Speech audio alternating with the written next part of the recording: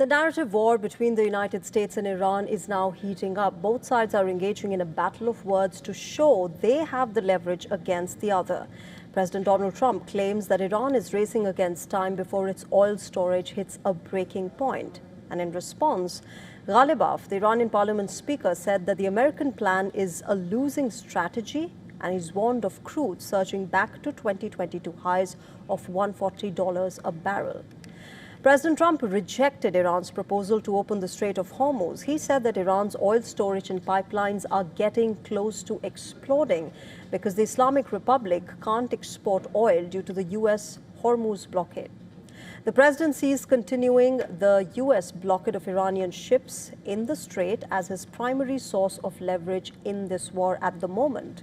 Trump has claimed that America has all the cards and can wait out Iran. Now, the blockade of Iranian vessels in Hormuz is America's plan to bleed the Islamic Republic economically. On Monday, the U.S. Treasury Secretary Scott Bessent had warned that Iran might soon reach its crude oil storage capacity. He said, and I quote, "While the surviving IRGC leaders are trapped like drowning rats in a sewage pipe, Iran's creaking oil industry is starting to shut in production thanks to the U.S. blockade. Pumping will soon collapse, gasoline shortages in Iran next." Now, in response to Trump and Bessent, Ghalibaf posted this: "3 days in, no well exploded. We could extend to 30 and live stream the well here."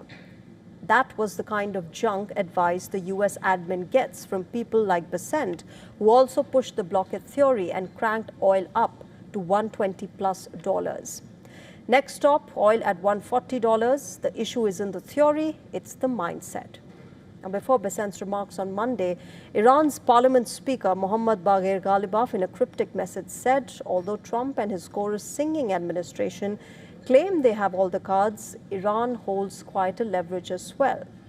In a post, Ghalibaf threatened with a symbolic message asserting that Iran has significant leverage to disrupt global energy markets, countering American pressure.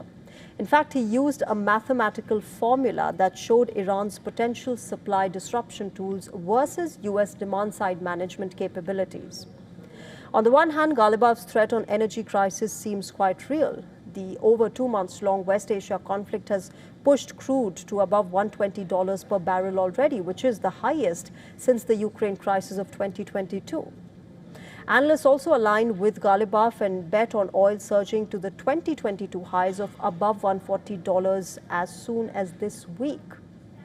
On the other hand, America's leverage claims seem to be playing out too. Remember, data from Kepler Analytics and Bloomberg showed that Iran is indeed facing storage capacity risks. The analysis showed that Iran's storage capacity can actually accommodate only about 15 to 25 million further barrels of oil. Net flows are currently running between 1 and 1.5 million barrels per day. At that rate, the storage is expected to be filled up in 12 to 25 days. However, Iran has turned to aging tankers as a stopgap. Iran has reportedly revived its 30-year-old tanker, Nasha, to store excess oil at sea. But the shortage of space to store oil is a major issue for Iran. Remember, the country would have to begin shutting its wells. However, shutting down oil production is a complex and often irreversible process, particularly its water injection fields. So the real question is, what can Iran actually do if it runs out of storage space?